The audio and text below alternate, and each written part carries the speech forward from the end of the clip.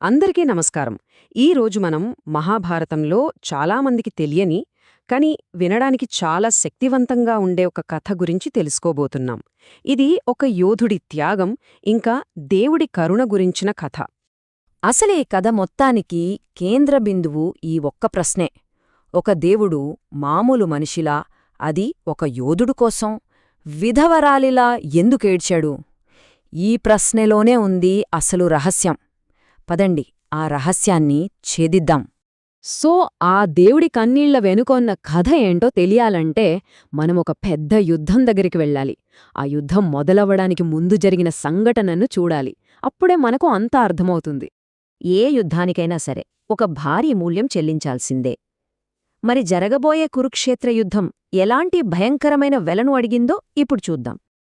కురుక్షేత్ర యుద్ధం మొదలవ్వబోతోంది. పాండవుల వైపు న్యాయముంది, ధర్మముంది.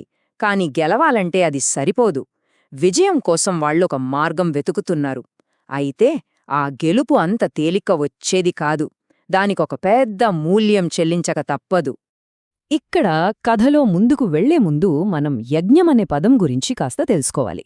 యజ్ఞం అంటే ఏంటంటే, ఒక దేవుణ్ణి లేదా దేవతను ప్రసన్నం చేసుకోవడానికి, మనకు కావాల్సిన ఒక లక్ష్యం నెరవేరడానికి చేసే ఒక పవిత్రమైన కర్మ, ఒక త్యాగమనమాట.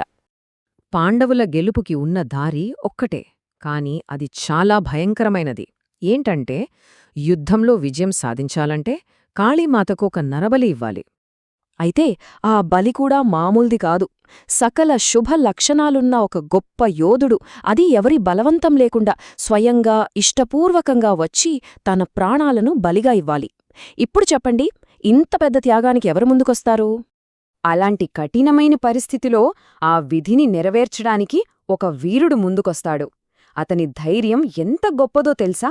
అతని చివరి కోరిక అంత సున్నితమైనది.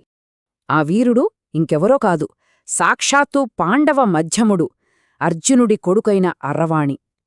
తన వంశం కోసం, ధర్మం గెలవడం కోసం ఆ మహాత్యాగానికి తానే స్వయంగా ముందుకొచ్చాడు. అయితే చావుకి సిద్ధపడ్డ అరవాణికి ఒక చివరి కోరిక ఉండేది. చాలా చిన్న కోరిక, చాలా సహజమైన కోరిక. నిజం చెప్పాలంటే ఆ కోరికే ఈ కథకు ప్రాణం. ఇక్కడే అసలు సమస్య మొదలైంది. ఒకవైపేమో చావుకి సిద్ధమైన ఒక యోధుడి చివరి ఆశ, మరోవైపేమో కఠినమైన నిజం. ఆలోచించండి, రేపు తెల్లారితే చనిపోతాడని తెలిసిన వ్యక్తిని పెళ్లి చేసుకోడానికి ఏ అమ్మాయి ముందుకొస్తుంది? ఎవ్వరూ రాను కదా? ఎవ్వరూ ముందుకురాని ఈ పరిస్థితిలో, ఇక ఆ కోరిక తీరదు అనుకుంటున్న సమయంలో ఒక దైవిక శక్తి జోక్యం చేసుకుంటుంది.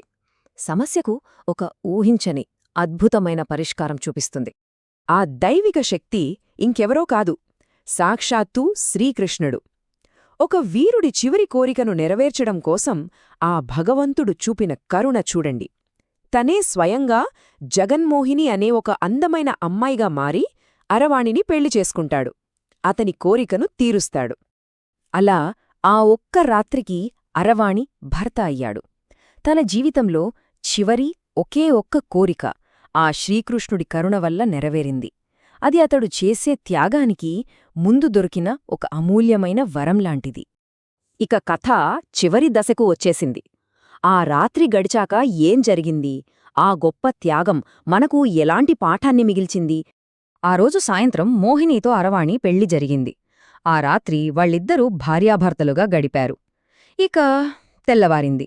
అరవాణి నవ్వుతూ తన కర్తవ్యాన్ని నెరవేర్చడానికి వెళ్లాడు. కాళికాదేవికి తనను తాను బలిగా సమర్పించుకున్నాడు.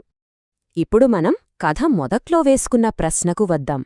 అరవాణి బలి అయిన తరువాత మోహిని రూపంలో ఉన్న శ్రీకృష్ణుడు తన ఒక్కరోజు భర్త కోసం ఒక మామూలు విధవరాలిలా గుండెలు పగిలేలా ఏడ్చాడు. ఒక దేవుడు తన భక్తుడి కోసం కన్నీళ్లు పెట్టాడు. చూశారా, భగవంతుడి కరుణ ఎంత గొప్పదో! సో ఈ కథ మనకేం చెప్తోంది? ఇది కేవలం ఒక పాత కథ కాదు, త్యాగం ఎంత గొప్పదో, కరుణ ఎంత శక్తివంతమైందో చూపిస్తుంది.